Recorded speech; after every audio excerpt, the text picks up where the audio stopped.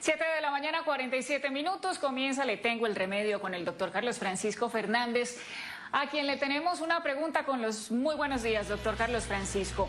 Pfizer anunció hace muy pocos minutos que la vacuna de Pfizer y su socio BioNTech tiene una eficacia del 90%.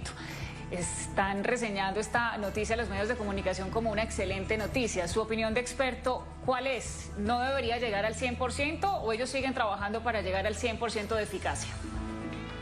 Básicamente, Sandra, con los buenos días y naturalmente para todos, buenos días. Este anuncio, pues sin duda es alentador. Encontrar una vacuna que tenga el 90% de eficacia en un corto tiempo, pues sin duda es un avance bastante grande. La idea no es que sea del 100%, sino que tenga la mayor eficacia, porque si vamos a ponerlo dentro de un marco proporcional, Sandra, que de 100 personas vacunadas, 90 pues sencillamente eviten el virus sería buenísimo. Ya pues eso comparado con nada, definitivamente ya es un avance grande. Ahora, estos resultados hay que mirarlos con reserva, en razón a que es un anuncio que hace la misma compañía que la produce. En otras palabras, pues hay que creerle sí, pero hay que pasar esto por los filtros de los pares, esencialmente revisar que los resultados estén acorde con los protocolos y obviamente con todas las exigencias desde el punto de vista técnico científico, que se pueda reproducir en el laboratorio que se pueda reproducir más allá de las condiciones del laboratorio, que se pueda producir en masa, que se pueda distribuir, pero esencialmente que le sirva a todo el mundo. Entonces, en conclusión, Sandra, buen avance, pues sin duda. Eso es, digamos, en lo que están más o menos 10 proyectos de los 140, digamos, de las 140 propuestas que hay para producir un biológico que sirva. Y pues Pfizer es una de esas, pero también está la de AstraZeneca, están las de los chinos, está la rusa, que más o menos están ahí. Entonces, en esta competencia los favorecidos sin duda seríamos pues todos, en virtud de que puesto el acelerador, como nunca, de una u otra forma tenemos estos resultados. En síntesis, esperaremos obviamente que los resultados, como digo, sean reproducibles más allá del laboratorio y que prontamente tengamos la vacuna de Pfizer o la que sea. Pero es un buen avance, sin duda. Esperamos que los científicos lo avalen. Pero hay una cosa, digo lo avalen en razón a que es la misma empresa. Entonces la misma empresa lo produce y como esto es una competencia, ellos dicen, ya la tenemos. Falta todavía un poquito la publicación en las revistas, como lo han hecho todas en las fases anteriores. Pero Sandra, esta semana se inicia pues desbordándonos un poquito o digamos dejando de lado un poquito esto del coronavirus que nos tiene hasta la coronavirus. Vamos a hablar del EPOC. Esta semana el mundo se dedica a hablar un poco de eso, del EPOC, de la enfermedad pulmonar obstructiva crónica, y son muchísimas personas las que la padecen. Para hablar de esto, pues nos acompaña como siempre aquí, digamos, la Cruz Roja, los lunes, con unos contextos prácticos y esencialmente, digamos, fáciles de realizar a partir justamente de los expertos que siempre nos acompañan aquí. El doctor Jonathan Roncancio, sin duda un conocedor del tema, miembro forma parte de la Cruz Roja, del SAMU concretamente. Lo saludamos y le preguntamos, doctor, con el agradecimiento por estar con nosotros, ¿qué es el EPOC? Buenos días, doctor Carlos Francisco, ¿cómo está?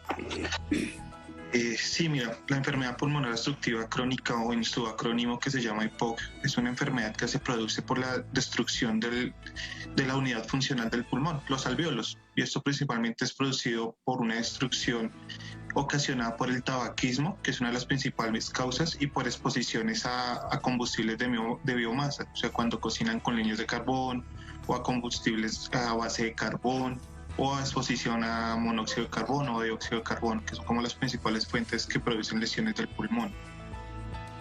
El cigarrillo, casi siempre estamos vinculando el cigarrillo con el cáncer, pero este EPOC, digamos, es más común, ¿verdad? Sí, se considera que para el año 2016 se reportaron más de 251 millones de casos de solo la enfermedad pulmonar obstructiva crónica. ¿Cuántos, doctor? ¿Cuántos? 251 millones de personas. Ojo, 251 millones. Y obviamente cuando nosotros hablamos que el mundo está completando por estos días, o mejor dicho, por estas horas, 50 millones de afectados por el coronavirus, uno dice, pues eso es muchísimo, pero 250 son 5 veces más, con factores que de una u otra forma predisponen a otros males. Eso es mucho, eso es muchísimo. Y en Colombia, ¿cómo estamos con esto, doctor? Para las estadísticas de Colombia se considera que para el 2010 murieron más de 4.500 personas por esta enfermedad. Se considera que para el 2030 va a ser la cuarta causa de muerte a nivel mundial, sí, así como vamos. Cuando hablamos de afectación en el bronquio, ¿qué es en realidad lo que produce y por qué se llama obstructiva? Lo que produce es que por el tiempo de alta exposición del tabaquismo, ya sea de forma activa cuando fuman o de la forma pasiva, que es la persona que está al lado del fumador, lo que produce es que daña la estructura del bronquio. Entonces, el bronquio en su forma de defenderse ante estas sustancias se pone un poco más grueso y produce unas células que aumentan la cantidad de moco para poder barrer estos desencadenantes.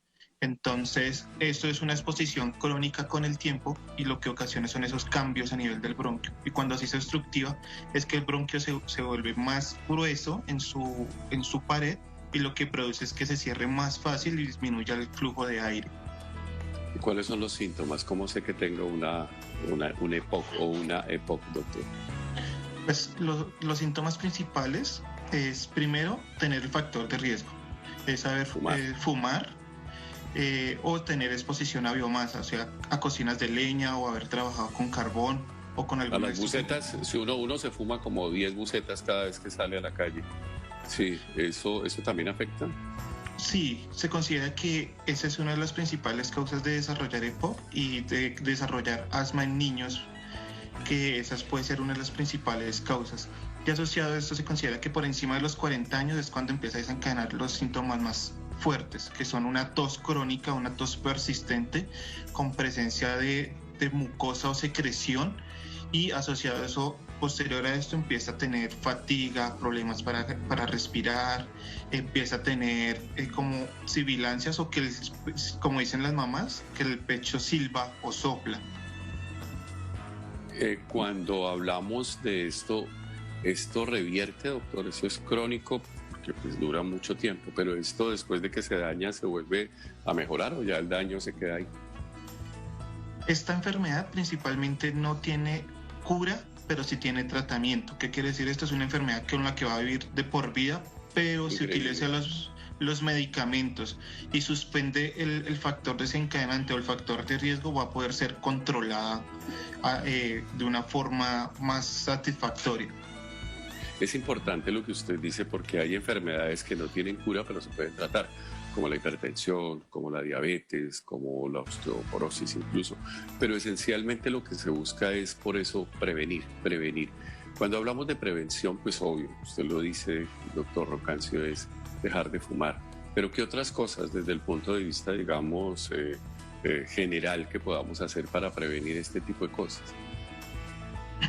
Lo primero, para prevenir este tipo de enfermedades y cualquier tipo de enfermedad crónica como la hipertensión, como lo mencionaba de forma previa, es una actividad, realizar actividad física por lo menos 3 veces a la semana, caminar 30 minutos, una muy buena alimentación, disminuir el consumo de alcohol, no fumar. Si está fumando, suspéndalo. Igual las EPS tienen programas para retirar, de forma para que le ayuden a controlar tabaquismo y lo pueda suprimir.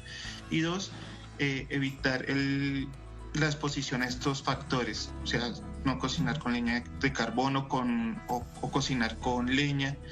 Y 2, si tiene que salir, procure utilizar el tapabocas para disminuir esa incidencia de que ingresen esas partículas al pulmón. ¿Y quiénes se afectan más desde el punto de vista epidemiológico, los hombres o las mujeres? Pues lo que se ha visto es que se afectan más los hombres, pero si afectaban previamente era porque los hombres fumaban más. Claro. En este momento ya se está consiguiendo como una especie de equilibrio en donde las mujeres están alcanzando al mismo nivel del tabaquismo de los hombres. por lo cual las estadísticas a futuro se van a revertir, que van a ser los casos o iguales o superiores van a ser las mujeres. ¿Qué pasa si uno no se trata, si uno no frena, digamos, el factor de riesgo?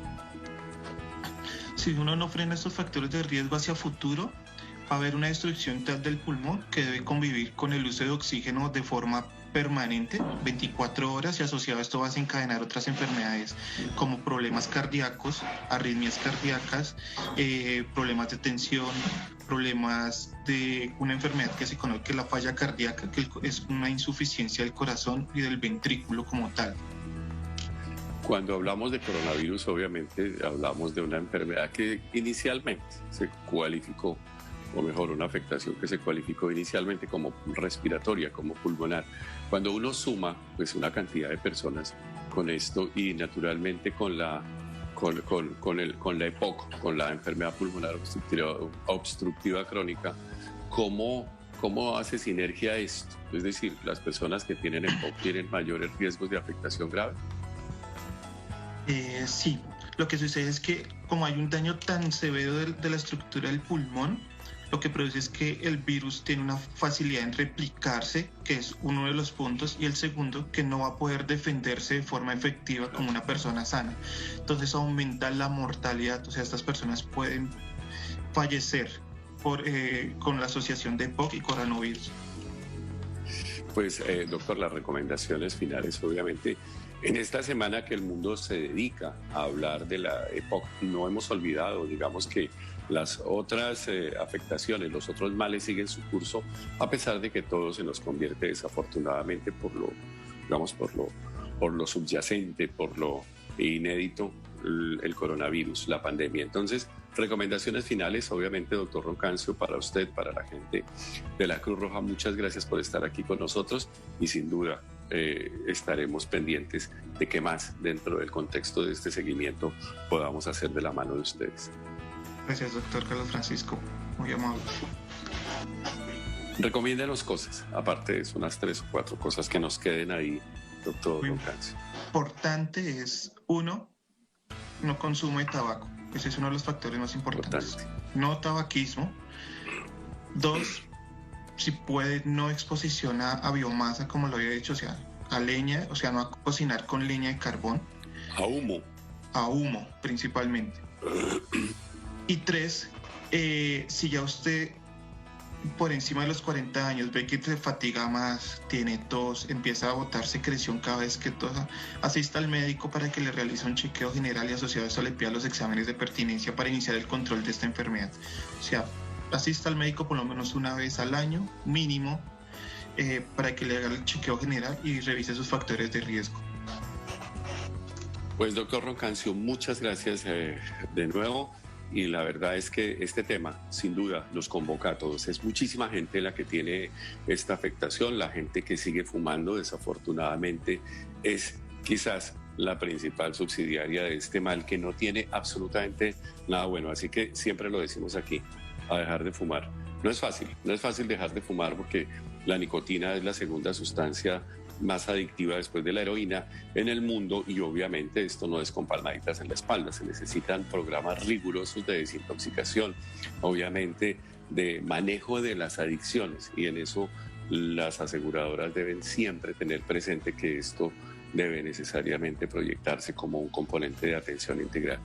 Entonces, a dejar de fumar y obviamente a tratar de prevenir este mal que, como digo, no deja nada bueno. Muchas gracias, doctor. Bueno. Gracias, doctor.